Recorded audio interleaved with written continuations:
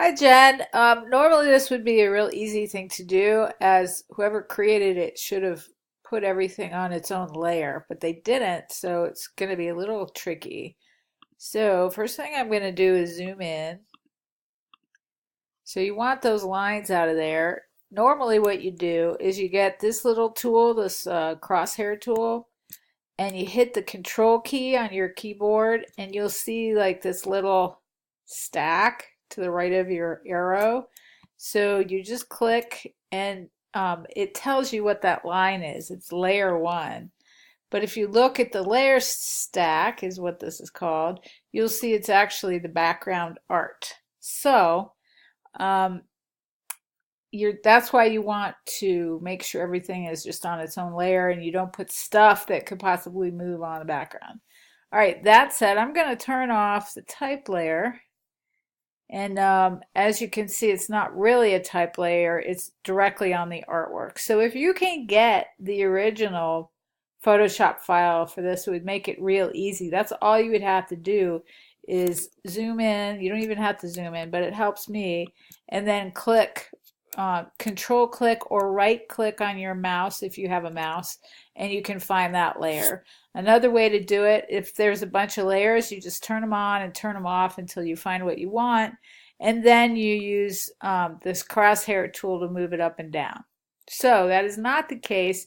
All the art is on the same layer.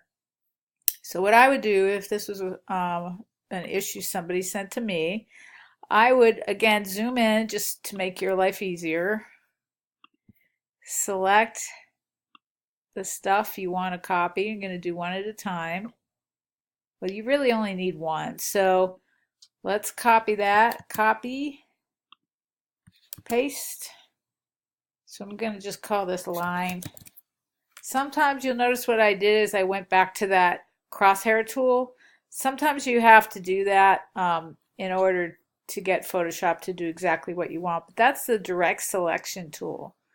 So if you're on type and you're trying to paste, it won't work, or it'll paste type or whatever. So just always go back to the direct selection tool. Okay, so now I have this extra line, but in the meantime, I need to get rid of the original lines that somebody put on the page. So what you can do with that, and I'm going to select the background layer again, you can use one of these cloning tools. So let me figure out where it lives. I haven't used one in a long time. Spot healing brush tool. You see what the little video does? It like makes it look like it's magic. So we're going to go ahead and use that. So let's see what this does. Oh, it is kind of like magic.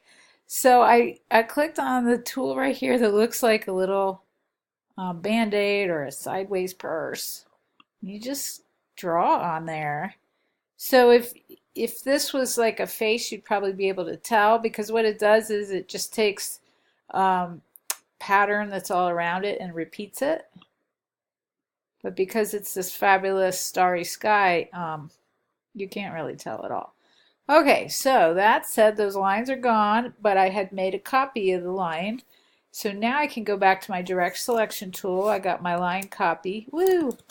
You got to make sure you're on that layer, which I wasn't. If you hit the shift key, you can move in increments of 5. It goes much faster. Now you can sort of see as I do this, some of that background of the line is showing up. So I'm just going to zoom in. I'm going to get this other selection tool, this marquee tool. I'm going to draw a box around the line.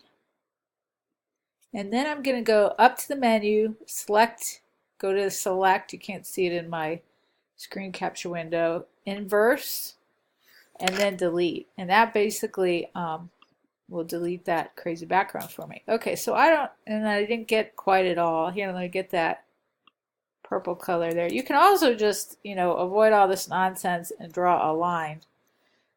So a new line. So there, I've got that one there. I don't know if you wanted that there. Next, I'm going to just duplicate this layer. And you can do that by clicking on the layer and dragging it to that little piece of paper. It makes a copy, and it calls it line copy. Now I want it to be in exactly that place. I just want it to be higher.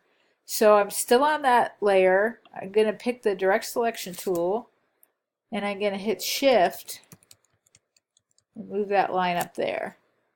So, and then you can continue to add more lines if you want or whatever.